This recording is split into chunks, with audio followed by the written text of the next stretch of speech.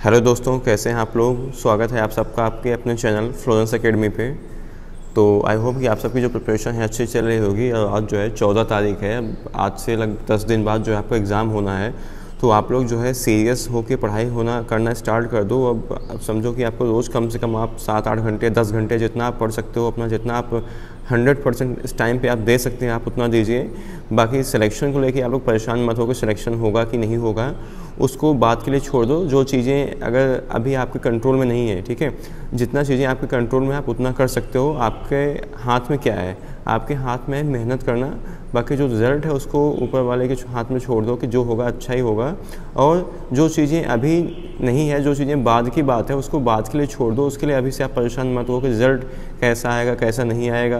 ये सब चीज़ें देखो नेचुरल चीज़ें होती हैं, सबके साथ होता है। बट आप लोग इस चीज़ को जो है अवॉइड करो अभी कि ज़्यादातर मतलब अभी आप सिलेक्शन के लिए मत परेशान हो कि सिलेक्शन होगा कि नहीं होगा, कितने मार्क्स आएंगे कितने नहीं आएंगे।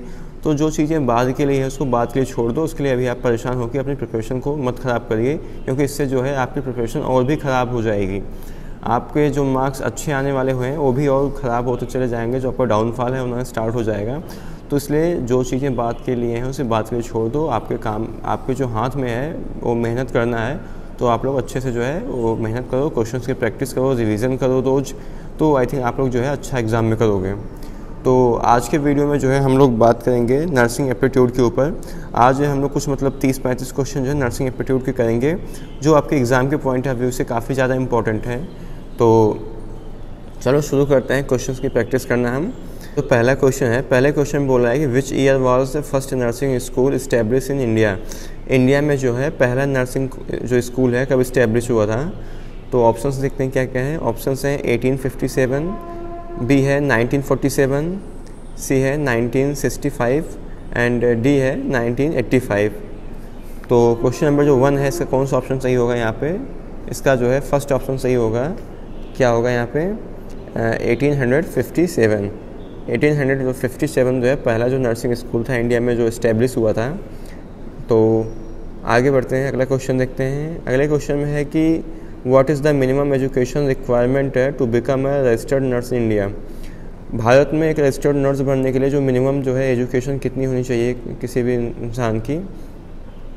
तो क्या है, bachelors degree, diploma in nursing, masters degree and certificate in nursing. तो सेकंड का क्या होगा, सही ऑप्शन जो है बी होगा, डिप्लोमा इन नर्सिंग। देखो आप बैचलर डिग्री करके भी आप जो रजिस्टर्ड नर्स बनते हैं, लेकिन जो यहाँ पे क्वेश्चन में आप ध्यान से जब पढ़ोगे पूछा है कि मिनिमम एजुकेशन।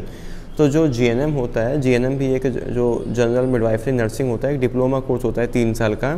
तो इसको जब आप कर लेंगे तब भी आप जो है एक रजिस्टर्ड नर्स जो है बन सकते हैं।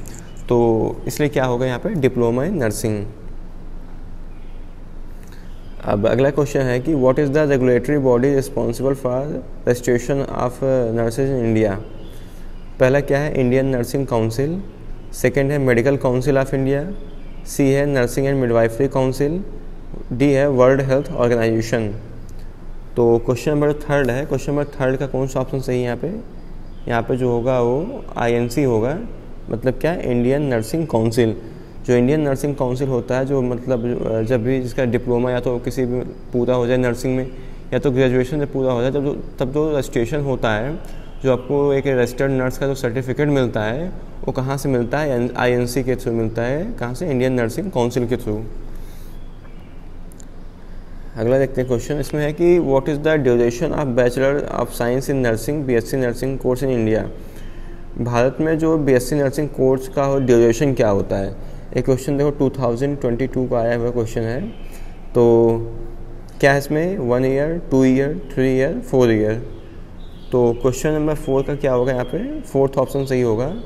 क्या होगा, 4 ईयर होता है इसमें कि आपका 3.5 साल का जो होता है वो कोर्स होता है, जिसमें आप क्लिनिकल और जो थ्योरी की क्लासेस होती हैं वो चलती हैं आपकी। बाकी जो रिमेनिंग जो हाफ मंथ आपका बचता है 6 महीने, उसमें जो है आपको इंटर्नशिप कराई जाती है।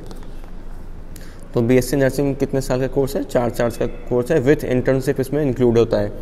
कहीं के कुछ ऐसे कॉलेज होते हैं जो इंक्लूड नहीं करते हैं, बट जो एक मतलब आइडियल जो टाइम ड्यूरेशन है BSc नर्सिंग कोर्स का वो कितना होता है, 4 साल का होता है। इसके बाद अब अगला क्वेश्चन है कि what is the minimum age requirement to become a registered nurse in India. ये भी कितना कहाँ कब का क्वेश्चन 2022 एंड 23 का क्वेश्चन है। तो इंडिया में जो है रजिस्टर्ड नर्स बनने के लिए जो मिनिमम एज है आपकी कितनी होनी चाहिए? तो पहला ऑप्शन क्या है 18 ईयर, बी है 21 ईयर, सी है 25 ईयर, डी है 30 ईयर। तो क्वेश्चन नंबर 5 का जो कौन सा ऑप्शन सही यहाँ पे फर्स्ट होगा 18 ईयर। अगला क्वेश्चन है कि what is the role of a professionally qualified nurse in, क्या है नर्स है is ensuring patient safety, admission क्या administrating medications, monitoring vital science, providing emotional support and all of the above. तो देखो administering medications का मतलब होता है कि जब नर्स जो है जो दवा उसको क्या तो खिलाए या तो इंजेक्शन के थ्रू उसको एडमिनिस्टर करे, इसी को बोलते हैं administering medications. Monitoring of vital science होता है, जैसे वाइटल साइंस में आपका अगर टेम्परेचर हो गया, ब्लड प्रेशर हो गया और रेस्पिरेशन हो गया और ब्लड प्रेशर, तो ये सब जो चीज़ें होती हैं किस में आती हैं? वाइटल साइंस में आती हैं। मतलब क्या मॉनिटर वाइटल साइंस। सी है providing emotional support and D है ऑल ऑफ द एबव। तो क्वेश्चन नंबर 6 का कौन सा ऑप्शन सही यहाँ पे? डी होगा ऑल ऑफ द एबव। जो सारे मतलब ये सब जो ऊपर दिए गए काम वो सब एक क्वालिफाइड नर्स के होते हैं पेशेंट की सेफ्टी के लिए। अब अगला क्वेश्चन है क्वेश्चन नंबर 7। क्वेश्चन नंबर 7 में बोला है कि what is the responsibility of a professionally qualified nurse in providing end of life care. पहला ऑप्शन क्या है? एडमिनिस्ट्रिंग मेडिकेशंस, बी है प्रोवाइडिंग इमोशनल सपोर्ट, सी है administering in procedures and D है ऑल ऑफ द एबव। तो question number 7 का जो है कौन सा ऑप्शन सही है यहाँ पे बच्चों? वो होगा 4th होगा ऑल ऑफ द एबव। अब अगला क्वेश्चन है क्वेश्चन नंबर 8। इसमें बोला है कि what is the role of a professionally qualified nurse in patient discharge planning. पहला क्या है? डायग्नोसिंग। डिस्चार्ज प्लानिंग का मतलब होता है जब पेशेंट जैसे ठीक हो जाए तो उसको क्या होता है कि हॉस्पिटल से डिस्चार्ज होता है, तो वही जो डिस्चार्ज पे जो प्लानिंग बनती है उसी को बोलते हैं क्या? Discharge planning. तो पहला क्या है? डायग्नोसिंग एंड पेशेंट कंडीशन, मतलब पेशेंट की कंडीशन को क्या डायग्नोसिस करना, मतलब जांच करना। डिटरमाइनिंग द ट्रीटमेंट प्लान, जो ट्रीटमेंट प्लान इसको मतलब डिटरमाइन करना। असेसिंग द पेशेंट कंडीशन, अभी जो फिलहाल जो पेशेंट जा रहा है उसकी कंडीशन को क्या करना है? जांच करना है, देखना है। प्लानिंग ऑफ पेशेंट डिस्चार्ज, जो पेशेंट डिस्चार्ज की मतलब प्लानिंग करनी है। तो जो क्वेश्चन नंबर 8 है, क्वेश्चन नंबर 8 का कौन सा ऑप्शन सही है यहाँ पे? क्वेश्चन नंबर 8 का होगा डी ऑप्शन सही होगा, प्लानिंग फॉर पेशेंट डिस्चार्ज। इसके बाद देखते हैं क्वेश्चन नंबर 9। क्वेश्चन नंबर 9 में बोला है कि what is the responsibility of a professionally qualified nurse in management patient record. तो पहला क्या है? Creating patient record, storing patient record, updating patient records and D क्या होगा? All of the above. तो बच्चों इसमें कौन सा ऑप्शन सही है क्वेश्चन नंबर 9 का? डी होगा ऑल ऑफ द एबव। देखो एक चीज़ मैं आपको और ट्रिक बताऊं कि जो आपका एग्ज़ाम होगा अभी उसमें ऑल ऑफ द एबव वाले ऑप्शन को काफ़ी ध्यान से आप पढ़ना, जो उसके ऊपर 3 ऑप्शन दिए गए हैं, क्योंकि जो 90% केसेस में ऐसे सीनेट में क्वेश्चन आते हैं कि ऑल ऑफ द एबव वाले जो क्वेश्चन होते हैं उसमें ऑल ऑफ द एबव वाला जो ऑप्शन होता है सही होता है। तो आप लोग थोड़ा इस क्वेश्चन को, मैं नहीं बोल रहा हूँ कि सारे सही होते हैं, बट हाँ आप उसको अगर ध्यान से करोगे तो लगभग जो होते हैं ऑल ऑफ द एबव वाले क्वेश्चन सही होते हैं नर्सिंग एप्टीट्यूड में। अब देखते हैं क्वेश्चन नंबर 10। इसमें है कि what is the role of a professionally qualified nurse in function control. तो इन्फेक्शन कंट्रोल में प्रोफेशनली क्वालिफाइड नर्स का जो है क्या रोल होता है? पहला क्या है? डायग्नोसिंग इन्फेक्शन, बी है एडमिनिस्ट्रिंग एंटीबायोटिक्स, सी है प्रिवेंटिंग इन्फेक्शंस एंड डी क्या है? All of the above. तो क्वेश्चन नंबर 10 का क्या होगा यहाँ पे? Preventing infection. क्या करना है? इन्फेक्शन को प्रिवेंट करना है। तो देखो यहाँ पे जो है ऑल ऑफ द अबव का ऑप्शन नहीं सही है, इसलिए मैं बोल रहा हूँ कि थोड़ा ध्यान से करना। सारे ऑल ऑफ द अबव वाले सही नहीं होते हैं, बट जहाँ 90% केसेस में जो है सही होते हैं। अब अगला है क्वेश्चन नंबर 11। इसमें बोला है कि what is the responsibility of a professionally qualified nurse in promoting health and wellness. तो हेल्थ एंड वेलनेस की अगर बात करें तो इसमें नर्स का जो एक प्रोफेशनली क्वालिफाइड नर्स होती है उसकी क्या रिस्पॉन्सिबिलिटी होती है? तो पहला क्या है? प्रोवाइडिंग इमोशनल सपोर्ट, डी है एजुकेटिंग पेशेंट एंड फैमिलीज़। अब एक मिनट, अगला क्वेश्चन ऑप्शन देखते हैं यहाँ पे। अगला ऑप्शन है कि एडमिनिस्ट्रिंग मेडिकेशंस, एंड अगला क्या है कि ऑल ऑफ द एबव। तो क्वेश्चन नंबर जो 11 है इसका कौन सा ऑप्शन सही है यहाँ पे, इसका जो है वो यहाँ पे बी होगा। क्या होगा कि यहाँ पे क्या होगा, एजुकेटिंग है पेशेंट एंड फैमिलीज। अब देखते हैं आगे अगला क्वेश्चन, क्वेश्चन नंबर क्या है 12 है। तो क्वेश्चन नंबर 12 में क्या बोल रहा है कि what is the role of a professionally qualified nurse in, क्या है, inter professional collaboration. Inter professional collaboration में क्या मतलब, इंटर प्रोफेशनल मतलब ऐसे देखो, इंटर का मतलब होता है कि दो लोगों के बीच में। तो जैसे आप इंटर प्रोफेशनल कोलैबोरेशन ले सकते हो कि मान लो से आप डॉक्टर्स हो गए और आपके नर्स हो गई, तो इनका क्या होता है कि इंटर प्रोफेशनल कोलैबोरेशन होता है, ठीक है। मतलब दो, इंटर का मतलब दो लोगों के बीच में, इंटर का मतलब होता है कि एक ही के बीच में। तो ऑप्शंस पढ़ते हैं। ऑप्शंस में बोला है कि working independently to provide patient care, B है collaborating with other health care professionals, और थर्ड क्या है disregarding other health care professional opinions है, और डी क्या है ऑल ऑफ द एबव। तो क्वेश्चन नंबर 12 है, क्वेश्चन नंबर 12 का कौन सा ऑप्शन सही है यहाँ पे, बी होगा collaborating with other health care professionals. अब आगे देखते हैं अगला क्वेश्चन। अगले क्वेश्चन में बोला है कि 13 है इसमें कि what is the responsibility of a professionally qualified nurse in delegation. तो डेलीगेशन में जो होता है नर्सिंग एक मतलब जो प्रोफेशनली क्वालिफाइड नर्स होते हैं इनका क्या रिस्पॉन्सिबिलिटी होता है। तो पहला क्या है, refusing delegate and any responsibilities, delegating only non essential tasks, assessing tasks within the scope of practice, and D क्या ऑल ऑफ द एबव। तो क्वेश्चन नंबर 13 है, इसका कौन सा ऑप्शन सही होगा यहाँ पे, 13 का जो है सी होगा, assigning task with their scope of practice. तो क्या होगा 13 का यहाँ पे सी ऑप्शन जो है सही होगा। अब आगे देखते हैं अगला क्वेश्चन है क्वेश्चन नंबर 14। तो 14 में क्या बोल रहा है कि what is the role of a professionally qualified nurse in research के मतलब उसके सेक्टर में नर्सिंग एक प्रोफेशनल नर्स का जो है क्या रोल होता है। पहला क्या है, डिसरिगार्डिंग रिसर्च फाइंडिंग्स, बी है incorporating research findings into practice, C है conducting research studies independently, and D क्या है ऑल ऑफ द एबव। तो जो क्वेश्चन नंबर 14 है इसका कौन सा ऑप्शन सही है यहाँ पे, बी होगा, क्या है incorporating research findings into practice. अब इसके बाद देखते हैं अगला क्वेश्चन नंबर 15। इसमें बोल रहा है कि what is the responsibility of a professionally qualified nurse in health promotion. Health promotion में जो प्रोफेशनली क्वालिफाइड नर्स होते हैं इनका क्या रोल होता है। तो पहला क्या है, encouraging unhealthy behaviours, promotion healthy lifestyle and behaviours, C है disregarding the importance of health promotion, and D क्या है ऑल ऑफ द एबव। तो क्वेश्चन नंबर 15 का जो है बी ऑप्शन यहाँ पे सही होगा, promoting healthy lifestyle and behaviours. अब आगे देखते हैं क्वेश्चन नंबर 16। क्वेश्चन नंबर 16 में बोल रहा है कि what is the role of a professionally qualified nurse in a cultural competence.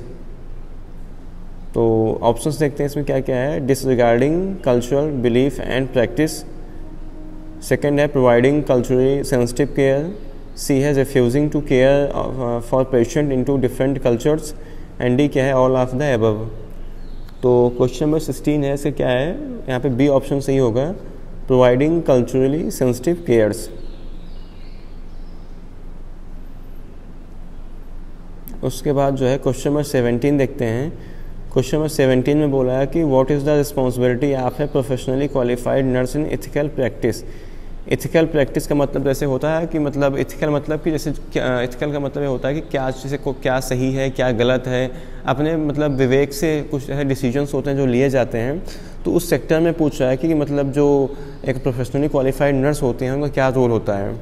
तो पहला क्या है, ignoring ethical principles and values in nursing practice. Option में क्या बोला कि adhering to ethical principles and values and nursing practice to promote a patient autonomy, beneficence, non maleficence and justice and क्या है फाइडेलिटी। तो क्वेश्चन और अगला option देखते हैं, सी है रिफ्यूजिंग टू क्या है adhere to ethical principles and values in nursing practice, D क्या है ऑल ऑफ द अबव। तो क्वेश्चन में जो 17 है इससे कौन सा ऑप्शन सही है? यहाँ पे बी होगा। क्या होगा? Adhering to ethical principles and values nursing practice to promote patient autonomy, beneficence and non maleficence, justice and fidelity. तो क्या होगा यहाँ पे? सी ऑप्शन जो है, सॉरी बी ऑप्शन जो है सही होगा। अब आगे देखते हैं अगला क्वेश्चन, क्वेश्चन नंबर 18। तो इसमें क्या बोला है कि what is the role of a professionally qualified nurse in a cultural competence. Cultural competence में जो होता है प्रोफेशनली क्वालिफाइड नर्स का जो है क्या रोल होता है? तो ऑप्शंस पढ़ते क्या है इसमें? Ignoring the cultural diversity of patient and their क्या है families in nursing practice. B है providing culturally sensitive and responsive care that respect patient beliefs, values, customs and practices. C है refusing to provide care is a culturally sensitive and responsive. D है all of the above.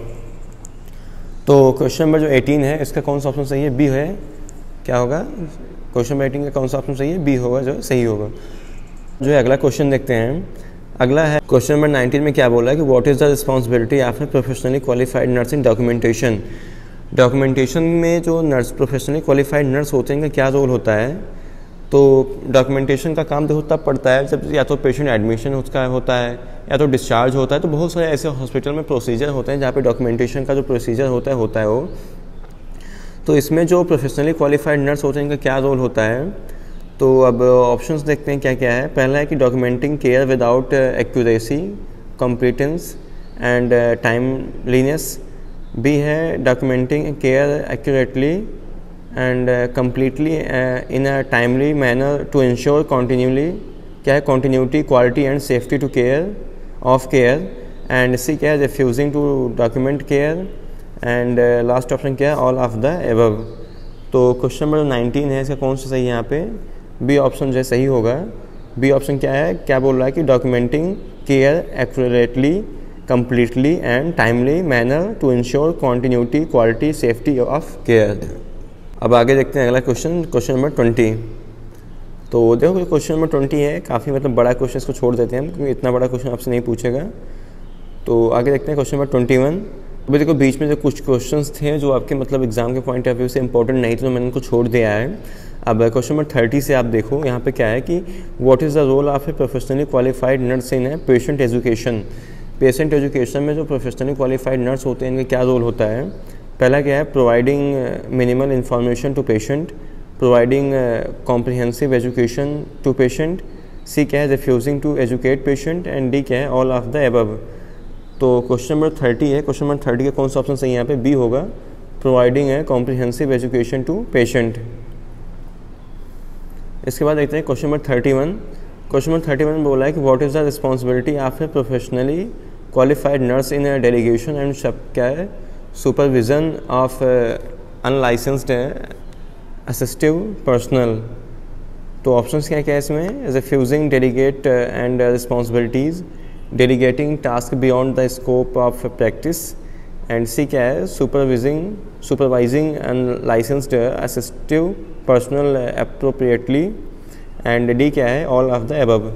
तो 31 का जो है कौन सा option सही है यहाँ पे? इसका सी होगा, सुपरवाइजिंग अनलाइसेंस्ड असिस्टिव पर्सनल क्या है? एप्रोप्रिएटली।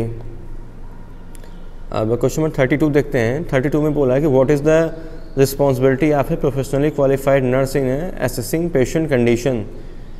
तो पहला ऑप्शन क्या है? Diagnosing the patient condition, determining the treatment plan. C क्या है? Assessing the patient condition. D क्या है? Providing emotional support to patient. तो 32 का जो है कौन सा ऑप्शन सही है यहाँ पे? सी होगा, असेसिंग द पेशेंट कंडीशन। अब क्वेश्चन नंबर 33 देखते हैं। इसमें बोला है कि what is the responsibility of a professionally qualified nurse in educating patient and families about their health condition. तो मतलब इसके ऑप्शंस देखते हैं एक बार। Providing emotional support, administering medications, assisting the procedures. D क्या है? Educating patient and families. तो क्वेश्चन नंबर 33 का जो है कौन सा ऑप्शन सही है यहाँ पे? डी होगा, एजुकेटिंग पेशेंट एंड फैमिलीज़। इसके बाद देखते हैं क्वेश्चन नंबर 34 में बोला है कि what is the duty of a professionally qualified nurse in providing wound care. Wound care में एक प्रोफेशनली क्वालिफाइड नर्स का जो है क्या रोल होता है। पहला क्या है, प्रोवाइडिंग इमोशनल सपोर्ट, बी क्या है, एडमिनिस्ट्रिंग मेडिकेशंस, सी है असिस्टिंग प्रोसीजर्स, एंड डी क्या है, प्रोवाइडिंग वुंड केयर। तो 34 का जो है कौन सा ऑप्शन सही है यहाँ पे, 34 का जो है वो यहाँ पे डी होगा, प्रोवाइडिंग वुंड केयर। इसके बाद देखते हैं अगला क्वेश्चन। तो क्वेश्चन नंबर 35 में बोला है कि what is the role of a professionally qualified nurse in emergency response. Emergency response में जो प्रोफेशनली क्वालिफाइड नर्स होती हैं उनका क्या रोल होता है। अब वो ऑप्शंस देखते हैं एक बार। ऑप्शंस में बोला है कि प्रोवाइडिंग इमोशनल सपोर्ट, तो सेकंड क्या है, एडमिनिस्ट्रिंग मेडिकेशंस, सी क्या है, providing first aid, and D क्या है, ऑल ऑफ द एबव। तो 35 का जो है कौन सा ऑप्शन सही है यहाँ पे, डी होगा, ऑल ऑफ द एबव। तो ये तो रहे आज कुछ आपके नर्सिंग एप्टीट्यूड के क्वेश्चंस जो आपके एग्ज़ाम के पॉइंट ऑफ व्यू से मतलब काफ़ी ज़्यादा इंपॉर्टेंट थे और इनके आने की जो पॉसिबिलिटीज़ हैं आपके एग्ज़ाम में काफ़ी ज़्यादा हैं। तो आप लोग जो है क्वेश्चंस को ध्यान से देखना और इसको थोड़ा अगर हो सके तो क्वेश्चन को लर्न करते चलना कि किसका कौन सा ऑप्शन सही है, ठीक है। तो अगर थोड़ा थोड़ा भी आपसे प्रैक्टिस किए रहेंगे ऐसे क्वेश्चंस की तो अभी आपके पास जो नर्सिंग एप्टीट्यूड के लिए इतना सफिशिएंट टाइम है कि आप जो एग्ज़ाम में अच्छा करेंगे और अच्छे आप जो है मार्क्स आप गेन करोगे। तो फिलहाल आज के वीडियो में इतना ही। बाकी अगर आपको जो है वीडियो पसंद आए तो वीडियो को लाइक कर देना, चैनल के सपोर्ट में जो है चैनल को सब्सक्राइब कर देना। Thank you so much.